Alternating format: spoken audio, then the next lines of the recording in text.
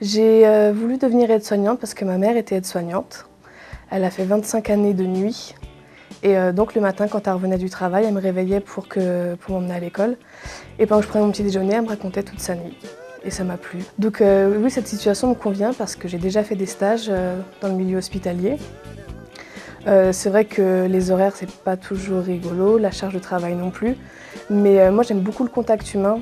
Et je trouve que dans ce métier, il n'y a pas mieux pour rencontrer des personnes différentes, aussi bien les collègues que les patients. Oui, j'ai rencontré des difficultés, notamment le niveau pour passer le concours d'aide-soignante, parce que j'étais très bonne en français, mais les maths et la biologie, ça ne suivait pas du tout. Donc j'ai passé le concours en candidat libre, j'ai échoué.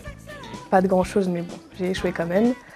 Et donc je suis venue à la mission locale pour voir si je pouvais trouver quelque chose pour essayer de m'en sortir. Et la mission locale m'a trouvé une formation sanitaire et sociale de remise à niveau.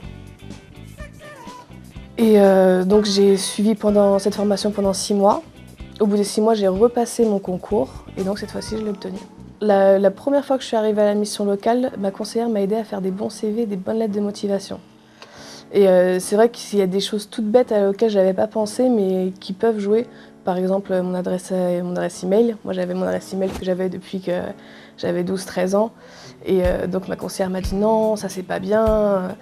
Parce qu'un employeur, s'il voit une adresse comme ça rigolote, ça va pas passer. Donc, rien que des petits détails comme ça. Et c'est vrai qu'au début, j'avais envoyé beaucoup de CV pour trouver du travail. J'avais eu aucune réponse positive. Et quand la mission locale m'a aidé à refaire mes CV, à refaire ma motivation, j'ai eu des réponses une ou 2 semaines après.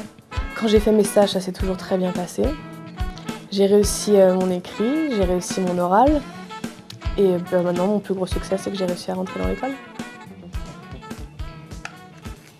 Oui, pour moi, le rôle de la mission locale était plus que déterminant parce que je pense que s'il n'y avait pas eu la mission locale, à l'heure actuelle, je continuerais à enchaîner sur des boulots ou même si j'avais trouvé un CDI, je pense pas que ça aurait été cette voie-là que j'aurais voulu suivre. Et même maintenant que j'ai réussi à rentrer dans l'école, la mission locale m'aide à trouver des fonds justement pour payer cette école. Parce que c'est quand même 4 200 € l'année. Donc moi, 4 200 €, je ne peux pas les trouver comme ça. Et la mission locale m'a déjà aidé à trouver 1 800 €.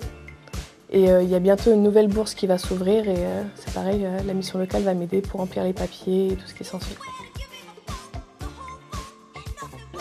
Moi, si je devais donner un conseil à des jeunes par rapport à ma situation, je dirais que même si vous arrive une galère, 2 galères, 3 galères, c'est pas grave. Faut se relever et si vous voulez vraiment quelque chose, faut essayer de l'avoir et vous finirez par l'avoir de toute façon.